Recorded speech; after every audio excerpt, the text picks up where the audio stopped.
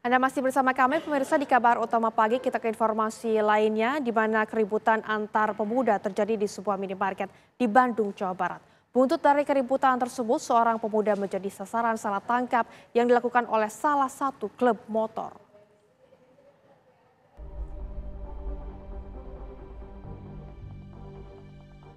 Dari rekaman kamera pengawas, terlihat semua awalnya pengunjung menikmati suasana di depan minimarket.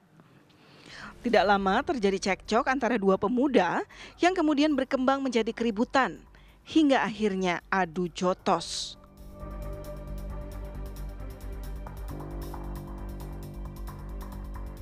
Dari rekaman kamera juga terlihat seorang pemuda yang dikeroyok hingga akhirnya tak sadarkan diri. Diduga korban adalah anak dari petinggi sebuah klub motor.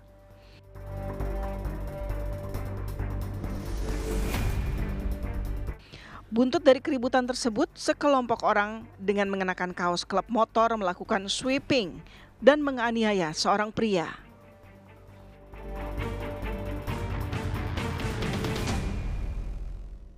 Kita dihadang, Nazmi itu berusaha untuk loncat dari motor. Mengapa Nazmi berusaha untuk loncat dari motor? Dikarenakan ketakutan yang tadi Nazmi sebutkan. Nazmi berusaha lari dan mengamankan diri ke arah Satpam Janevala. Tetapi itu tidak sempat, lalu Nazmi dibanting, tidak tahu ditendang ke arah bawah, ke arah aspal. Lalu di tengah jalan Nazmi ditanya kenapa kabur segala macam. Nazmi tidak sempat menjawab karena itu kondisi sudah terbanting atau di bawah. Di situ Nazmi sempat dipukuli. Peristiwa tersebut kini ditangani Satreskrim Polrestabes Bandung. Dari Bandung, Jawa Barat, Cepi Kurnia, TV One mengabarkan.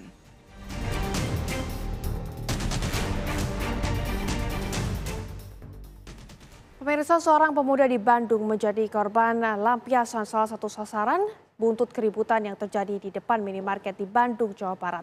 Lalu bagaimana kronologisnya pemuda tersebut menjadi bulan-bulanan sejumlah oknum anggota klub motor? Kami sudah bersama dengan Nazmi selaku korban pengeroyokan. Selamat pagi, Mas Nazmi. Selamat pagi. Ya. Mas Nazmi, ini mungkin bisa diceritakan kepada kami kronologisnya seperti apa, Mas?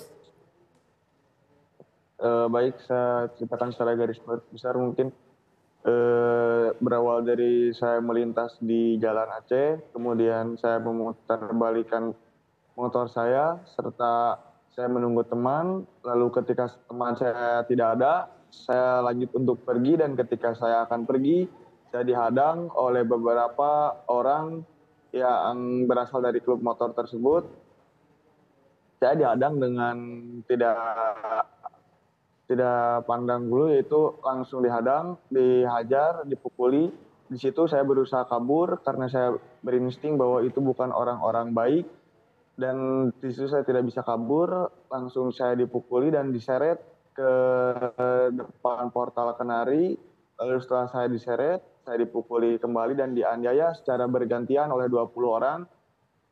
Serta setelah itu saya ditanyai serta saya dibawa oleh mobil Lendi. Saya dibawa menuju ke markas suatu klub motor. Setelah itu saya dibawa ke markas suatu klub motor. Saya dianiaya kembali di markas tersebut dengan secara frontal, mungkin beberapa sayatan dan pukulan yang sangat banyak terus-terusan kepada saya. Dan setelah saya dianiaya, mereka mungkin salah sasaran di situ. Dan mereka juga mengakui bahwa mereka salah sasaran, mereka memulangkan saya dengan menggunakan Grab.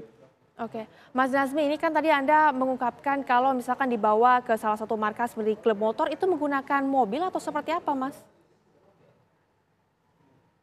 Menggunakan mobil. Oke, di dalam mobil tersebut ada berapa orang, Mas? Ada sekitar 3-4 orang. Baik, ketika di dalam mobil tersebut, Mas Nazmi, ini kemudian ada percakapan apa dengan para pelaku dari klub motor tersebut? Ketika di dalam mobil, saya hanya bertanya, saya akan dibawa kemana dan siapa kalian. Lalu mereka hanya mengintimidasi untuk saya melihat ke bawah dan terus memukuli saya, menampar, serta mencoba untuk tidak tidak membuat saya membuka mata dan melihat ke bawah. Baik, Mas Nazmi, ini kami juga ingin tahu apakah sebelumnya sudah pernah berkomunikasi begitu dengan salah satu anggota dari klub motor tersebut atau seperti apa, Mas? Tidak. Tidak ya. Ini kan diduga salah sasaran begitu. Apakah kemudian dari pihak klub motor mengungkapkan ciri-cirinya ini seperti apa, Mas Nazmi? Apakah kemungkinan ada kesamaan dengan ciri-ciri yang dimiliki oleh Mas Nazmi atau seperti apa, Mas?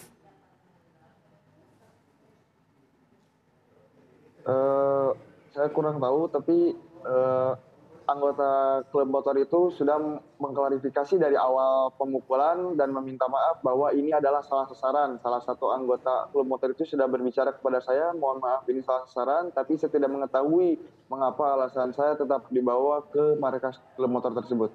Baik, Mas Nazmi, ini izin Mas Nazmi mungkin juga kami ingin berbincang dengan ibunda dari Mas Nazmi sendiri. Ibu ini melihat kasus ini seperti apa yang terjadi kepada anak ibu, ini Mas Nazmi, seperti apa Bu? Ya, saya sebagai ibunya merasa sedih dan terpukul melihat kondisi anak saya yang pulang dengan keadaan begitu tanpa dosa. Saya sebagai seorang ibu tidak tahan melihat keadaan anak saya, apalagi anak saya itu bimbingan hanya saya yang bimbing karena papanya sudah tiada. Nah itu mohon keadilan ditegakkan oleh pihak hukum. Itu saja yang sebagai seorang ibu inginkan. Karena anak saya tidak tersangkut atau tidak ada apa-apa. Itu saya sangat sedih terpukul sekali dengan keadaan anak saya begini. Hati mana seorang ibu yang demikian.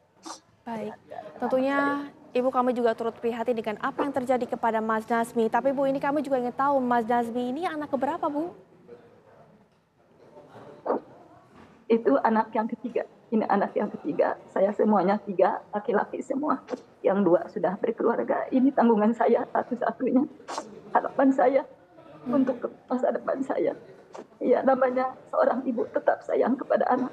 Saya membimbingnya tanpa seorang ayah. Nah itulah mohon keadilan ditegakkan seadil-adilnya untuk anak saya. Baik. Itu harapan seorang ibu. Baik, Ibu ini Mas Nazmi ini sempat dirawat ke rumah sakit atau hanya dirawat di rumah saja kah Bu? Udah ke rumah sakit. Sekarang hari kemarin udah ada lanjutan lagi dalam pemeriksaan kan ada yang tulang pipi yang patah. Nah dari hasil kemarin saya menangis karena harus ada tindakan yang lebih lanjut lagi. Ya dengan ada operasi yang di pipi di tulang pipi itu kan ada pendarahan, ada pembengkakan pendarahan. Kemudian ada lagi tulang yang patah. Ini harus secepatnya mendapatkan tindakan kayak operasi begitu. Saya sebagai seorang ibu menangis dari kemarin. Baik, Ibu, ini kan melihat kondisi anak saya.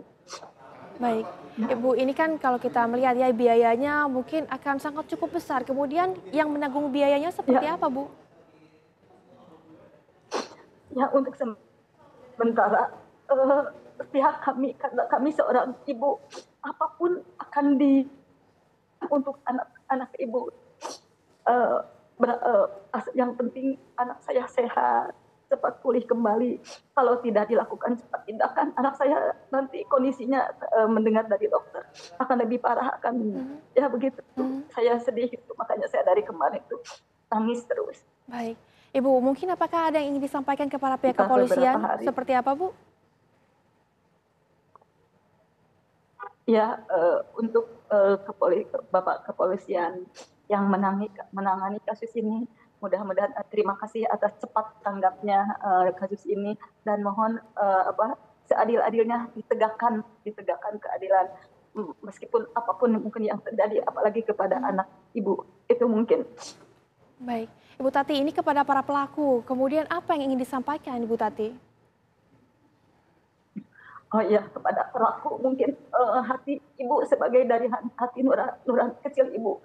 Bagaimana kalau para pelaku itu musibah ini sampai anak-anak para pelaku gitu. Nah, bagaimana kalau musibah yang ibu alami ini ada pada mereka, mereka akan bagaimana? Mungkin sama seperti ibu. Jadi, ibu hanya dapat meminta bantuan kepada kakak-kakaknya tanpa kepada papanya karena sudah tiada. Nah, ibu yang ingin sampaikan. Baik, Bu Tati dan juga Mas Nazmi, terima kasih banyak sudah bercerita bersama kami di Kabar Utama Pagi. Sehat selalu dan selamat kembali beraktivitas.